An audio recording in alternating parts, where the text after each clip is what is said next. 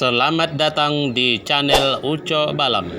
Belajar itu penting karena ilmu jendela hati. Namun sebelum kita lanjut, silahkan subscribe, like, and comment agar kisah-kisah selanjutnya bisa Anda tonton kembali. Selamat menyaksikan.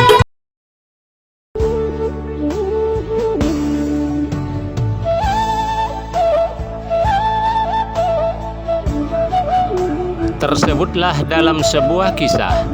Peristiwa ini terjadi di Desa Sipultak, Kecamatan Pagaran, Kabupaten Tapanuli Utara, Sumatera Utara. Dalam kisah itu diceritakan, si Datu Dalu yang sibuk mencari sebuah tombak yang telah dibawa lari oleh seekor babi hutan yang terus-menerus memakan tanaman si Datu Dalu. Ceritanya berawal dari ketika itu si Datu Dalu yang memiliki ladang cukup luas, tanamannya subur dan mempunyai buah yang juga tentu lumayan banyak. Tapi si Datu Dalu sangat terkejut kawan, karena hampir seluruh ladangnya yang di bagian pinggiran arah ke hutan hampir habis karena setiap hari dicuri oleh si babi hutan. Sudah berbagai cara dilakukan oleh si Datu Dalu untuk menangkap si babi hutan, akan tetapi selalu gagal kawan. Lalu si Datu Dalu ingat kepada sebuah benda pusaka yang mereka miliki, yang disimpan oleh saudaranya, yaitu sebuah tombak yang bernama Si Ujur Sakti atau tombak sakti peninggalan sang ayah tercinta. Lalu si Datu Dalu pergi ke tempat saudaranya dan meminjam tombak sakti tersebut. Saudaranya memberikan tombak tersebut dan berpesan agar segera mengembalikannya setelah selesai dipakai. Tanpa pikir panjang, si Datu Dalu mengiyakannya sambil menganggukkan kepalanya dan terus berlalu menuju ladangnya. Setelah hampir gelap, si Datu Dalu melihat buruannya sedang asik menyantap tanamannya, dan dengan sigap lalu si Datu Dalu melemparkan tombak tersebut ke arah si babi hutan dan tepat mengenai rusuk si babi hutan.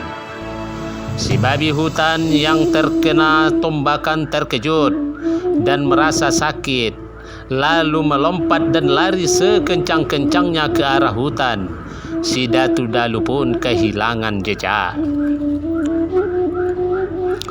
Si Datu Dalu akhirnya terduduk di sebuah tempat setelah merasa capek ke sana kemari mencari tombak tersebut. Pada tempat duduk si Datu Dalu itulah yang sekarang disebut si Topa Isang. Kawan-kawan, dari hasil terawangan si Datu Dalu, petunjuk mengarahkan langkahnya menuju ke tengah hutan. Maka sampailah si Datu Dalu ke sebuah lubang yang besar atau goa besar. Keesokan harinya, si Datu Dalu menjumpai saudaranya dan menceritakan tentang tombak saktinya yang hilang. Namun perlu kita ketahui kawan, saudaranya sangat marah dan memaksa si Datu Dalu harus mencarinya sampai ketemu. Karena itulah satu-satunya pusaka peninggalan ayah mereka. Si Datu Dalu pun dengan kesal berangkat menuju Torna Ginjang untuk mengumpulkan rotan yang cukup banyak untuk dijadikan tangga menuju ke dalam lubang atau Banua Toru, atau sering disebut Kampung Toru. Tempat pengambilan rotan tersebut itulah yang sekarang disebut Dolok Mangangkat. Setelah tangga selesai, si Datu Dalu pun mulai menuruni tangga demi tangga menuju Banua Toru. Namun sebelum berangkat, si Datu Dalu memerintahkan seekor anjingnya untuk menjaga di pintu goa takutnya kalau ada orang yang lewat lalu menebas rotan tangga tersebut sehingga putus. Dan juga si Datu Dalu memerintahkan kucingnya untuk berjaga-jaga, takut kalau ada tikus yang menggigit rotan tersebut juga sampai putus.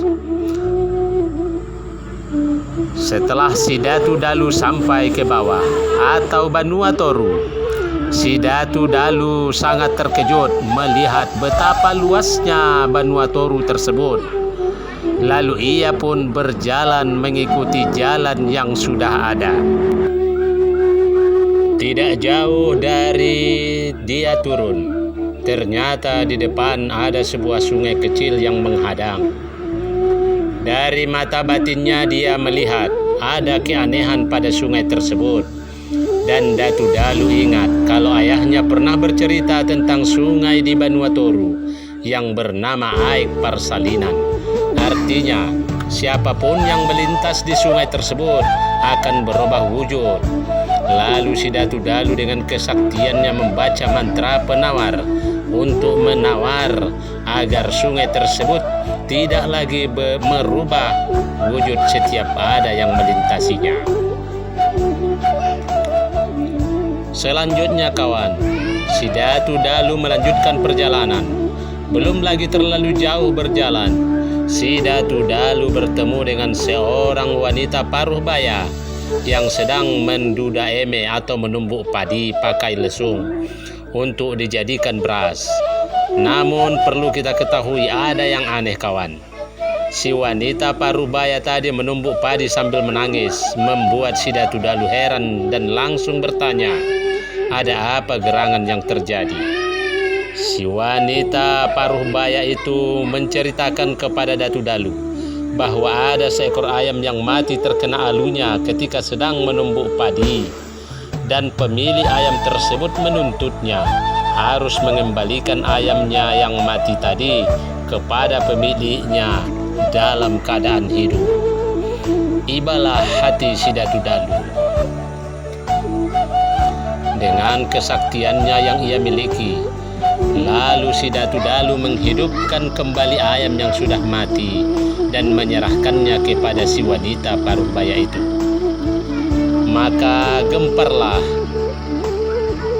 tersebarlah dengan cepat bahwa ada orang sakti yang datang ke Banua Toru atau Kampung Toru.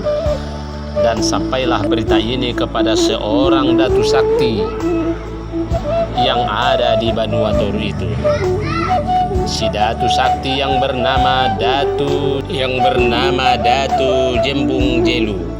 Lalu Datu Jembung Jelu mendatangi si Datu Dalu dan bertanya, ada apa gerangan yang menyebabkan sehingga seorang Datu Sakti seperti Anda datang bisa sampai ke tempat kami ini, ke Banua Toru ini?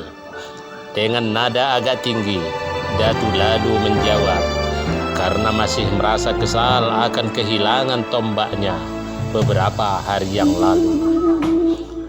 Kedatangan saya ke sini untuk mencari lawan tanding. Siapa tahu ada di Banua, di Kampung Toru ini yang mampu menandingi kesaktian saya, jawab Datu Dalu ketus. Okelah Datu Sakti, jawab si Datu Jembung Jelu.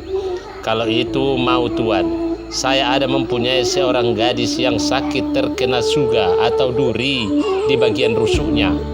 Sudah cukup banyak Datu Sakti yang mengobatinya, namun tidak ada satupun yang mampu menyembuhkannya, termasuk saya sendiri. Kalau Tuan Datu Sakti mampu mengobatinya, maka saya akan nikahkan dengan putri saya. Tunjukkan kepada saya, jawab si Datu Dalu, di mana anak gadismu? Lalu Datu Jembung Jelu membawa Datu Dalu ke rumahnya dan menunjukkan gadisnya kepada si Datu Dalu. Alangkah kagetnya Datu Dalu karena duri yang dimaksud oleh Datu Jembung Jelu yang menancap di rusuk gadis itu ternyata tombak yang ia cari-cari. Lalu Datu Dalu mengatur siasat agar dia dapat mengambil kembali tombak tanpa diketahui oleh gadis dan seluruh keluarganya. Lalu Datu Dalu berkata kepada Datu Jembung Jelu, "Wahai Tuan Datu Jembung Jelu, penyakit anak Tuan dapat saya sembuhkan. Izinkanlah saya mencari ramuan obatnya." Datu Dalu pun keluar dari Banua Toru, naik ke atas mencari pohon pako atau nibung. Diambilnya toras pohon pako atau nibung tersebut dan dia ukir persis seperti tombak yang ada di rusuk gadis itu. Kawan, setelah Datu Dalu kembali ke rumah gadis itu, Datu Dalu meminta kepada seluruh isi rumah agar keluar dari dalam rumah dan hanya mereka berdua dengan gadis itu. Lalu Datu Dalu mencabut tombak tersebut dan menggantinya dengan tombak palsu yang ia buat dari toras pohon pako atau nibung. Kawan, lalu tombak sakti miliknya dia sembunyikan di dalam pinggangnya di balik bajunya. Setelah berhasil mengambil tombak itu, maka si gadis itu pun berangsur-angsur sembuh dan mulai sadar dari pingsannya. Setelah sadar betul, gadis itu memperhatikan wajah si Datu Dalu dan mulai curiga kalau yang melemparkan tombak tersebut kepadanya adalah si Datu Dalu. Lalu diam-diam dia menyampaikan kepada ayahnya, si Datu Jembung Jelu, bahwa yang melemparkan tombak itu adalah Datu yang mengobatinya.